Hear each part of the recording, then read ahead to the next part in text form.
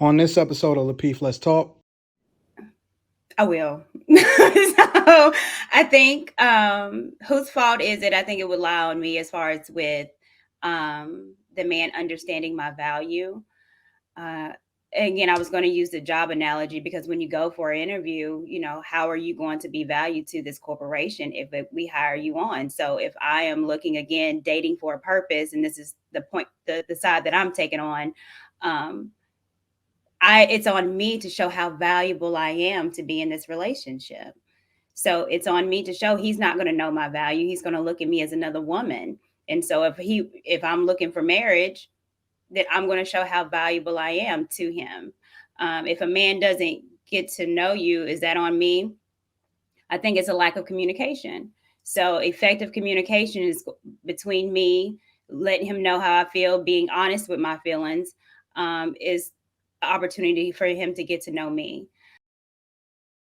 Very, Question very, on that. very easy. Compartmentalization, note taking, things of that nature, right? See, I'm the type of dude, right? If I'm dating 2 or 3 different women after the date, I'm taking notes. You Or got a during the date, notepad? I'm taking notes. I Wait, got a you great got a memory too, as well, so that kind of helps. so you But got a notepad? yeah, no. Well, yeah, here. But the answer to the Oh, question is simply compartmentalization. Okay, interesting. go ahead. You want to grace the platform with your perspective. So, Trill brought up something I never really like when I saw the question, I didn't think of it that way. My first answer was going to be like it would be, the woman's fault because it's up to you. No one's a mind reader. You have to let people know who you are, what your values are, and whatnot. But then I also understood what Trill was saying about, if you're picking that woman, it's up to you to do a certain level of vetting. So definitely, I see both sides. But like from my point of view, I would think like, was I putting up some kind of wall? Like, why don't they know this? Like, I wouldn't assume anyone would know something. Like anyone I'm in a relationship with would know something about me that I didn't show them or tell them. I think a lot of people expect people to be mind readers, and a lot of people just aren't. You know what else, Kay? Just real quick, if I have trouble, um, I guess coming up with an assessment in regard to you, then that's a red flag, and I'm going to dismiss you because that means you're hiding something. Because I'm the type of dude, like I say, to pay very close attention to detail. So if we talking and having these conversations, that's one thing about women. Women gonna talk. They don't do nothing else. They gonna talk. All you got to do is ask an open-ended question, and she gonna run 100 miles an hour. So as a man, all you got to do is simply listen, pay attention to detail. But if I'm listening and I'm not able to assess some shit, it's like, okay, this ain't it. Because Right. she Like if you blatantly can't, hiding something from me. yeah, true. I agree with that. And I think that goes for men and women and everyone.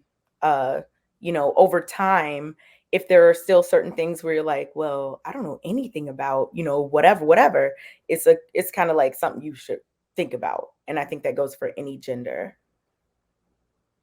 Anton, what are your thoughts? If a man doesn't get you or understand your values, whose fault is it? I think that a lot of it falls on a woman, to be honest with you.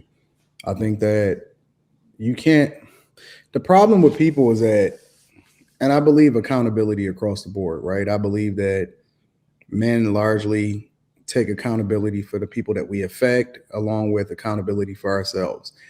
But I don't think that we can absolve women of the responsibility to come along that path too and communicate effectively. You need to say what it is that you feel. You need to be, very, very clear about what you stand on. And I think that also largely ties into it. If a man does not understand your values, then you didn't communicate it effectively. And so the onus is on me to understand it, but at the same time, it doesn't absolve you from being able to communicate effectively. And so I think that two things can be true at the same time.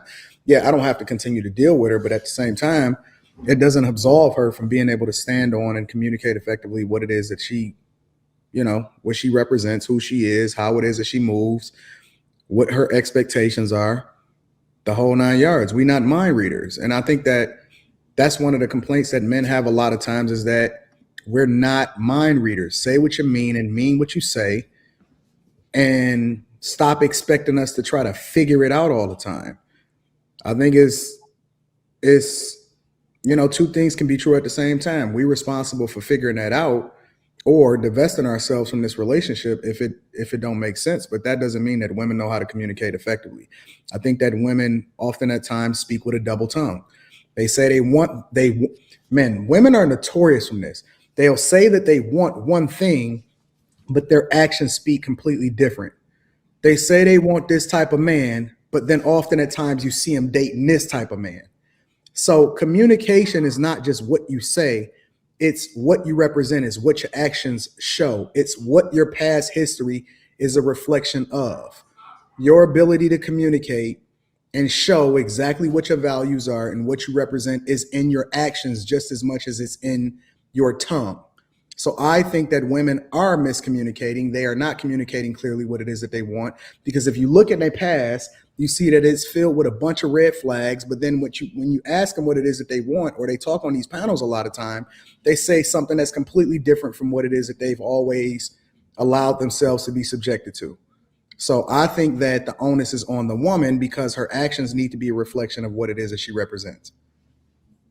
All right, and with that, what's your thoughts on it? If a man doesn't get you or understand your values, whose fault is it?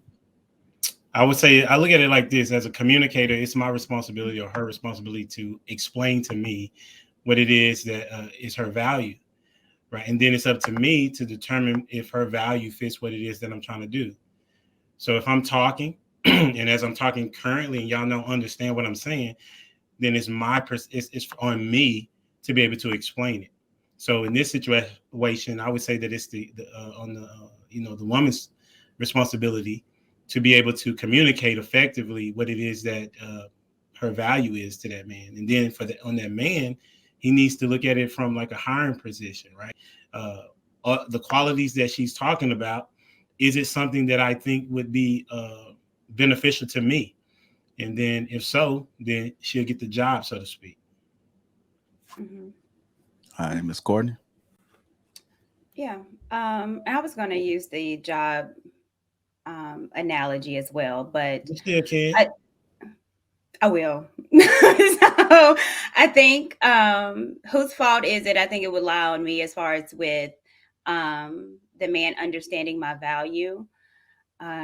Again, I was going to use the job analogy because when you go for an interview, how are you going to be valued to this corporation if we hire you on? So if I am looking, again, dating for a purpose, and this is the point, the side that I'm taking on, it's on me to show how valuable I am to be in this relationship. So it's on me to show he's not going to know my value. He's going to look at me as another woman. And so if I'm looking for marriage, that I'm going to show how valuable I am to him. If a man doesn't get to know you, is that on me? I think it's a lack of communication. So effective communication is between me, letting him know how I feel, being honest with my feelings, is an opportunity for him to get to know me.